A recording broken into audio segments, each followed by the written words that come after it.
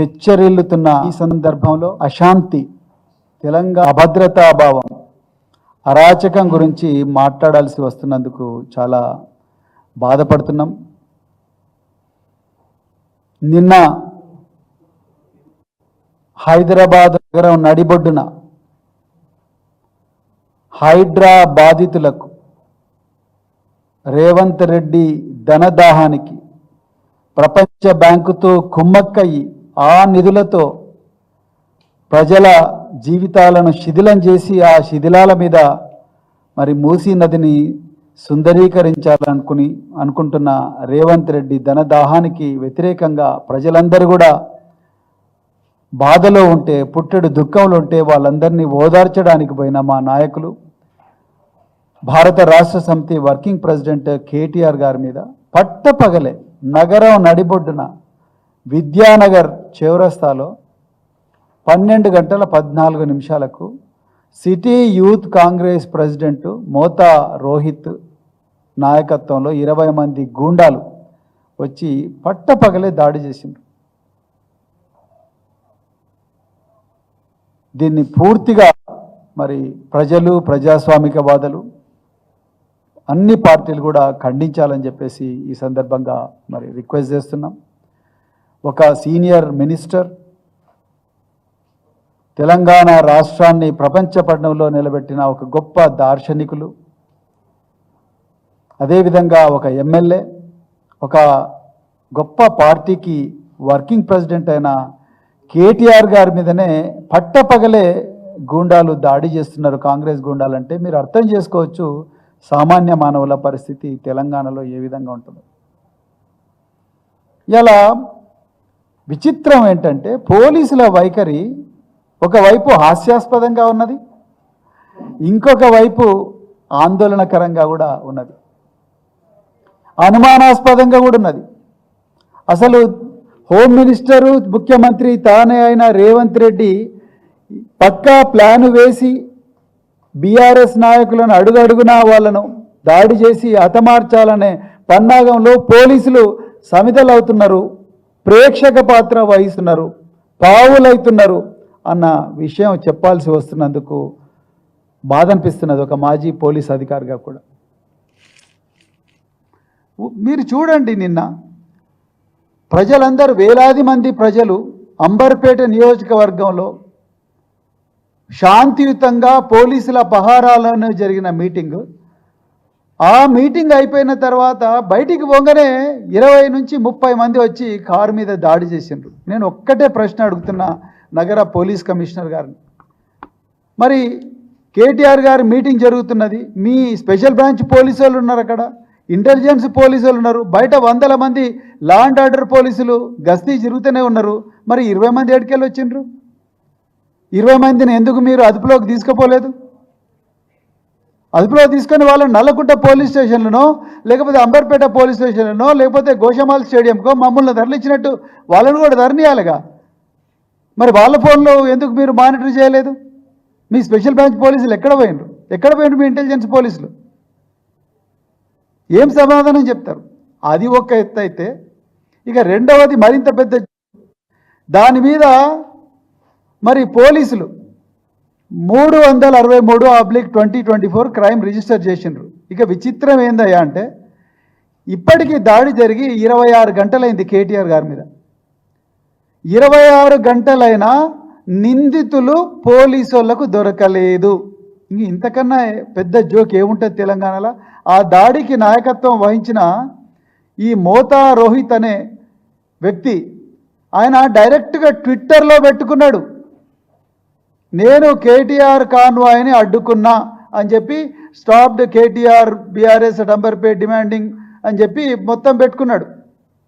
మీరు చూడండి, ఆయన కూడా ఈయన డైరెక్ట్గా నేను ఇది చేసినా అని చెప్పి గర్వంగా ఒక ట్రోఫీ లాగా ట్విట్టర్ పోస్ట్ పెట్టుకున్నాడు ఎక్స్లో.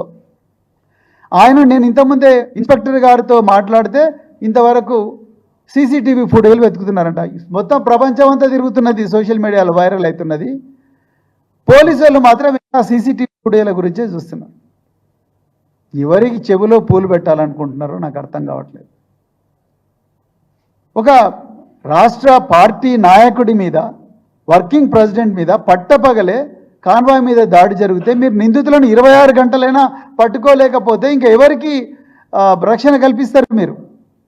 మీకు తెలియకుండానే జరుగుతాయి దాడులన్నీ, మీ ముఖ్యమంత్రికి తెలియకుండానే జరుగుతాయి దాడులన్నీ. ఇంతవరకు రెస్పాన్స్ లేదు. అదేవిధంగా ఇలా నిన్నగాక మొన్న మేమందరం ఈ హైడ్రా బాధితులకు, ఈ మూసీ సుందరీకరణ అనే ఒక గొప్ప భారీ కుంభకోణం యొక్క బాధితులు అవుతున్నారో వాళ్ళందరినీ ఓదార్చడానికి ఇక్కడ తెలంగాణ భవన్లో నుంచి అందరం కలిసి మరి కాన్వాయ్లో కిషన్ బాగ్, దాని తర్వాత మిగతా అత్తాపూర్ ప్రాంతాలకు పోవాలనుకున్నాం. కరెక్ట్గా 2 గంటల 15 నిమిషాలకు ఒక 30 మంది కాంగ్రెస్ గుండాలు వచ్చి మా పార్టీ ఆఫీసులకు వచ్చి మా నాయకులైన తెలంగాణ తొలి ముఖ్యమంత్రి అయిన కేసీఆర్ గారి దిష్టిబొమ్మ దగ్ధం చేయడానికి మా పార్టీ ఆఫీసు ముందరకు వచ్చి చేస్తూ ఉన్నారు. ఇది కవ్వింపు చర్య కాదా? ఇది ట్రెస్పాస్ కాదా? మరి పోలీసు భాషలో మాట్లాడాలంటే వాళ్ళు వచ్చి మా పార్టీకి అడ్డుకున్న మా పార్టీ కార్యకర్తల మీద ఇట్లా చేయొద్దయా, మా పార్టీ ఆఫీస్ ముందర మా పార్టీ నాయకుడి దిష్టిబొమ్మ అకారణంగా తగలబెడుతున్నారు, అది తప్పు, ఇది అగౌరవపరచడం ఒక వ్యక్తిని అని చెప్పి మరి అంటే వాళ్ళ మీదనే పెట్రోల్ పోసింది. దాని మీద కేసు రిజిస్టర్ చేయకపోగా వాళ్ళను పారదోలినందుకు మా మీద కేసు రిజిస్టర్ చేసి ఇవాళ మా కార్యకర్తలను 7 మందిని అరెస్ట్ చేసిండ్రు. మేము ఇంతవరకు మరి మా కార్యకర్తల మీద దాడి జరిగింది, మా పార్టీ ఆఫీసు ముందరకు వచ్చి మా మీదనే పెట్రోల్ పోసిండ్రు అనే దాని మీద ఇంతవరకు మరి ఎఫ్ఐఆర్ కాలేదు. మరి తెలంగాణ భవన్ ఎక్కడనో లేదు, పక్కనే ఉండే హైదరాబాద్ నగర పోలీసు కమిషనర్ ఆఫీసు పక్కనే ఉంది. ఆ 14వ అంతస్తు నుంచో 15వ అంతస్తు నుంచో పోలీస్ కమిషనర్కు మొత్తం కనిపిస్తుంటుంది ఇక్కడ. మరి మీకు తెలియకుండానే జరుగుతుంది ఆ కమిషనర్ గారు ఈ దాడి. ఆ 50 మంది వాళ్ళకి ఎవరు తెలియకుండా అదృశ్యంగా వచ్చింటారా? మరి అండర్ గ్రౌండ్ నుంచి వచ్చింటారా? వాళ్ళు అందరి ముందరనే స్లోగన్లు ఇచ్చుకుంటే 50 మంది దిష్టిబొమ్మ పట్టుకొని వస్తుంటే ఎందుకు మీ పోలీసులు ఆపలేదు? మా పార్టీ చరిత్రలో ఇప్పటి వరకు లేదు. ఇది 24 సంవత్సరాల పార్టీ చరిత్రలో, 14 సంవత్సరాల ఉద్యమ చరిత్రలో ఒక్కరోజు కూడా తెలంగాణ ఉద్యమం బలంగా ఉన్న రోజుల్లో కూడా ఒక్కరోజు కూడా పార్టీ గాంధీ భవన్కు పోలేదు, బీజేపీ భవన్కు పోలేదు, లేకపోతే ఎన్టీఆర్ ట్రస్ట్ భవన్కు, ఎన్టీఆర్ టీడీపీ పార్టీ ఆఫీస్కి కూడా పోలేదు. పక్కనే ఉంటుంది, అక్కడికి కూడా పోలేదు. మాకు ఆ సంస్కృతి లేదు. మా నాయకులు కేసీఆర్ గారు చట్టబద్ధంగానే నడుచుకోవాలని నేర్పించింది తప్ప మీలాగా గూండాగిరి చేయడం, వీధి గూండాల్లాగా ప్రవర్తించడం, పక్కదో పట్టించడం అలాంటివి ఎప్పుడు కూడా మా నాయకుడు మాకు నేర్పించలేదు. ఇలా మీరే దాడులు చేస్తూ ఉన్నారు. హరీష్ రావు గారి క్యాంప్ ఆఫీస్ మీద పట్టపగలే లైవ్ టెలికాస్ట్ పెట్టి మరీ దాడి చేశారు. మరి ఎక్కడ పోయినారు పోలీసు వాళ్ళు? దాన్ని ఎందుకు అడ్డుకోలేదు? పాడి కౌశిక్ రెడ్డి గారు అరికపూడి గాంధీ ఇంట్లోనే ప్రెస్ మీట్ పెట్టి నేను కౌశిక్ రెడ్డి ఇంటికి పోతున్నా, ఎందుకంటే ఆయన మా ఇంటికి వస్తలేడు అని చెప్పి ఓపెన్గా ఛాలెంజ్ చేసి మరి పోలీస్ ఎస్కార్ట్తో సహా వచ్చి 100 మంది పోలీస్ సమక్షంలోనే కౌశిక్ రెడ్డి గారి మీద, వాళ్ళ ఇంటి మీద దాడి చేసిండ్రు. మరి ఎక్కడ పోయిండ్రు పోలీసులు? ఎక్కడ పోయిండు హోంమంత్రి? ఎక్కడ పోయిండు ముఖ్యమంత్రి? ఇదంతా కూడా పక్కా ప్లాన్ ప్రకారమే జరుగుతున్నది. ఎందుకంటే బీఆర్ఎస్ పార్టీ ఈ ప్రపంచ బ్యాంకు నిధులతోని, మెగా కాంట్రాక్టర్లతోని రేవంత్ రెడ్డి కుమ్మక్కై ఈ హైదరాబాదు నగరంలో మూసీ నది సుందరీకరణ పేరుతో 1,50,000 కోట్ల కుంభకోణాన్ని బీఆర్ఎస్ పార్టీ అడ్డుకుంటుందనే కసితోని, అక్కసుతోని 6 గ్యారంటీల అమలు కోసం బీఆర్ఎస్ పార్టీ వీరోచితంగా పోరాడుతున్నది, పీడిత ప్రజల పక్షాన ఉన్నదని తెలుసుకొని వీళ్ళ బండారం బయటపడుతుందని చెప్పి ఇవాళ మరి రేవంత్ రెడ్డి కవ్వింపు చర్యలకు దిగజారుతున్నాడు. అదేవిధంగా పక్కదో పట్టిస్తున్నాడు. నేర ప్రపంచంలో మరి బ్యాంకుల దగ్గర ఎవరైనా పేదవాళ్ళు డబ్బులు అన్నీ కూడా బ్యాంకు నుంచి విత్డ్రా చేసుకొని బిడ్డల పెళ్ళిళ్ళ కోసమో లేకపోతే ఇల్లు కట్టుకోవడం కోసం పోతుంటే ఒక రామ్జీ నగర్ గ్యాంగ్ అని ఉంటుంది. ఈ రామ్జీ నగర్ గ్యాంగ్ ఏం చేస్తుందయ్యా అంటే వచ్చి ఆ డబ్బుల మూట తీసుకుపోతున్న ఆ ఖాతాదారుడి మీద మట్టి చల్లుతారు, బురద చల్లుతారు. అయ్యో నీకు బురద ఉంది, పోయి పక్కనే బోర్వెల్ దగ్గర కడుక్కోపో అని చెప్పి, నీ బ్యాగ్ నాకి నేను బోర్ కొడుతుంటా అని చెప్తే ఆయన మరి బురద ఉన్న దుస్తులను కడుక్కుంటుంటే ఆ డబ్బుల సంచి ఎత్తుకొని ఒకడు పోతాడు. దాన్నే అటెన్షన్ డైవర్షన్ గ్యాంగ్ అంటారు పోలీస్ భాషలో.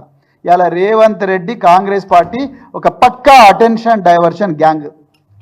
ఇలా ఈ 6 గ్యారంటీలు అమలు చేయండి అని తెలంగాణ ప్రజలు ఉద్యమిస్తుంటే వీళ్ళు ఇలా దీని నుంచి తప్పించుకోవడం కోసం ఇలా మా నాయకుల మీద దాడులు చేస్తూ ఉన్నారు.